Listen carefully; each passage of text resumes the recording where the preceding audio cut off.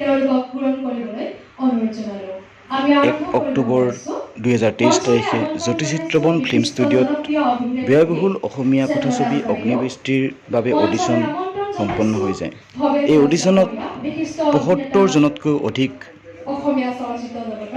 প্ৰতিযোগীয়ে ভাগ লয় আৰু এই অডিশ্যনৰ বিচাৰকৰ আসন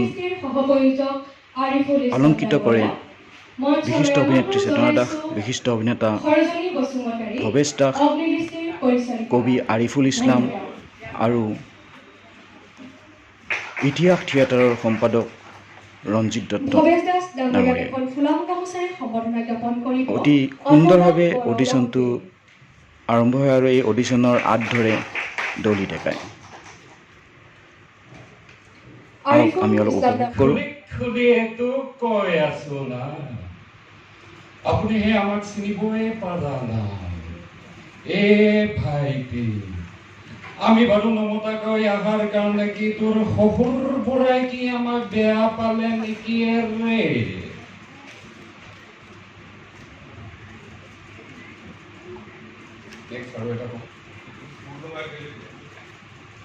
নাটকখন আমি অলপ মানে বলীয়া কৃষ্ণ আছিলে নাটকখন হেঙুল থিয়েটাৰটো মঞ্চস্থ কৰা আছে।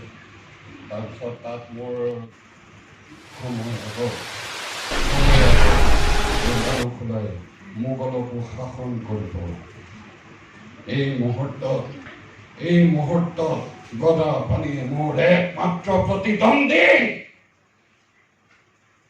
জয়মতী, তোৰ সততা, তোৰ নিষ্ঠলতা সগোপনে আদৰ সাদৰ কৰি সমৰ্থন কৰিছো মই লালুক সদায়।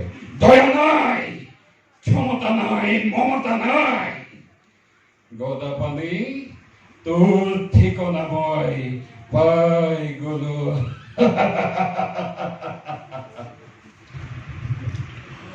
নমস্কাৰ। আজি এই অডিশ্যনত যিসকল শিল্পী আহিছে অডিশ্যন দিম বুলি মই সকলোকলৈ আন্তৰিক শুভকামনা জনাইছোঁ।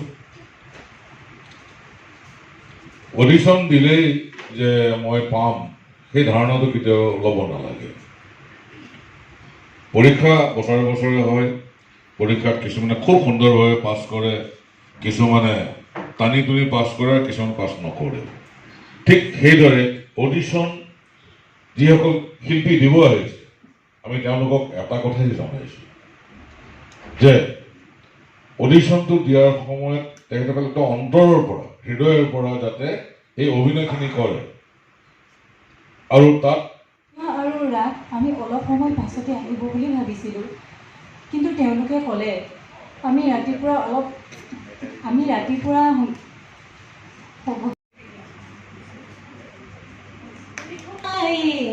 দুজনী কৈফালে পাই, এজনী বোলে আগুনত, এজনী বোলে ফাগুনত। বিচাৰক মণ্ডলী আৰু উপস্থিত শ্ৰদ্ধাৰ উপকাংক্ষী দৰ্শক মণ্ডলীলৈ মোৰ পৰা অভিনন্দন জ্ঞাপন কৰিলোঁ। মোৰ নাম ময়ূৰী দাস। মই গুৱাহাটী গীতানগৰত থাকোঁ। মোৰ বয়স 10 বছৰ। মই মডাৰ্ণ হাই স্কুল চিনিয়ৰ ছেকেণ্ডেৰী পঞ্চম শ্ৰেণীৰ ছাত্ৰী। কিয় আপোনালোকে এই জগতখন ধ্বংস কৰি আছে? মই ভাবি আজি বাধা আৰোপ হৈছে। বন ধ্বংস কৰি, বন্য জীৱকুলৰ পৰিৱেশ বিনষ্ট কৰি প্ৰদূষণৰ মাত্ৰা দিনক দিনে বঢ়াই তুলিছে।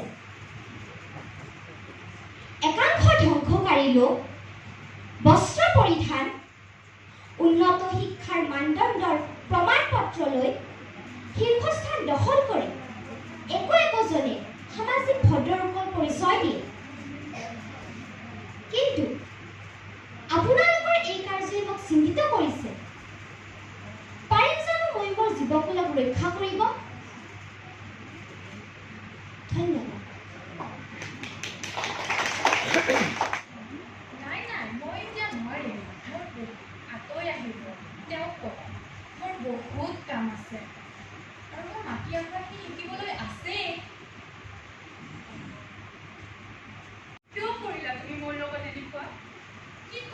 মই তোমাৰ লগত হা কিয় এনেকুৱা কৰিলা তুমি মোৰ লগত তোমাক কিমান ভাল পাই এনেকৈ কৰিলা তুমি মোৰ লগত তুমি সেইজনী ছোৱালীৰ ওচৰত যে তোমাৰ হাত চাফা লাগে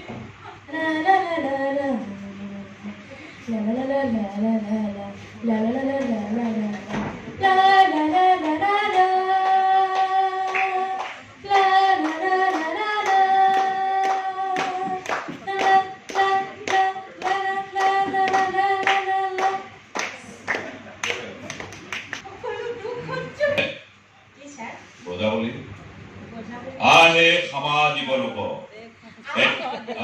মই কৈ দিছো আহে সামাজিক লোক এটিক্ষণে আপোনাক হবে ৰামৰ ৰাৱণৰ যুদ্ধ দেখ শুনহ নিৰন্তৰে কৰিব শুনিব অকমান কৰিলে মোৰ মনত থাকে এটিক্ষণে আপোনাক হবে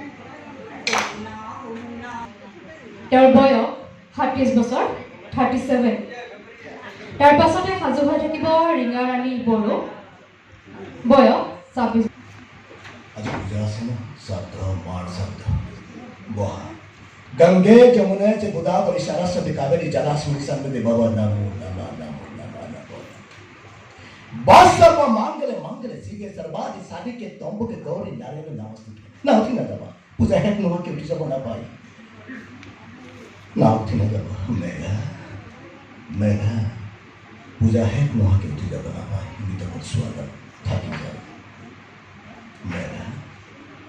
मेरा अरे तुम्हार मार साथ दो जे 9 माह गर्भवती राखी तुम्हार जन्म दिसे हे मार करले তুমি 5 মিনিট সময় খরচ করে বলওয়ালা মেঘা তোমার স্বার্থপর মেঘা স্বার্থপর তোমার বড় স্বার্থপর হে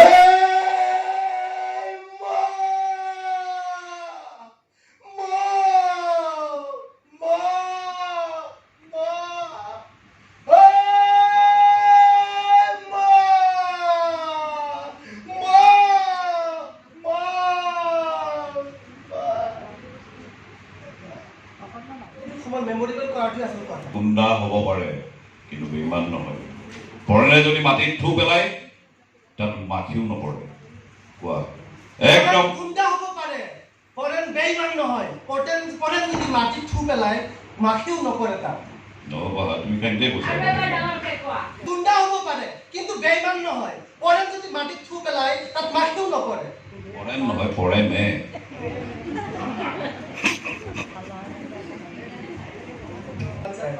তাত ইমান ভাল ভাল এক্টৰ আছে সৌৰভত আছে কাৰ শিকিছিলানে